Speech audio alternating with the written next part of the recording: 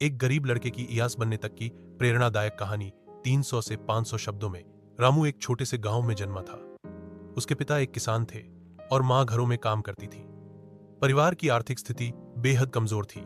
कभी कभी 2 वक्त की रोटी भी मुश्किल से नसीब होती थी। लेकिन रामू के अंदर कुछ कर दिखाने का जज्बा बचपन से ही था।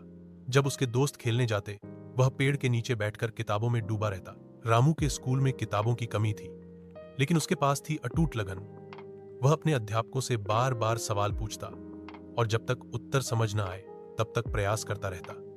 10वीं की परीक्षा में उसने पूरे जिले में टॉप किया, लेकिन इंटरमीडिएट की पढ़ाई के लिए पैसे नहीं थे। गांव के एक शिक्षक ने उसकी प्रतिभा को पहचाना और उसकी पढ़ाई। रामू ने इंटर में भी बेहतरीन प्रदर्शन किया और छात्रवृत्ति पाकर शहर के एक अच्छे कॉलेज में दाखिला लिया। वहां पहली बार उसे प्रतियोगी परीक्षाओं की जानकारी मिली। तब उसने तय किया कि वह ईएएस बनेगा, न सिर्फ अपने परिवार को गरीबी से निकालने के लिए, बल्कि अपने जैसे हजारों लोगों की मदद करने के लिए। कॉलेज के बाद रामू ने दिल्ली आकर सिविल सेवा की तैयारी शुरू की। वह ट्यूशन पढ़ाकर अपनी जीविका चलाता और बाकी समय पढ़ाई करता।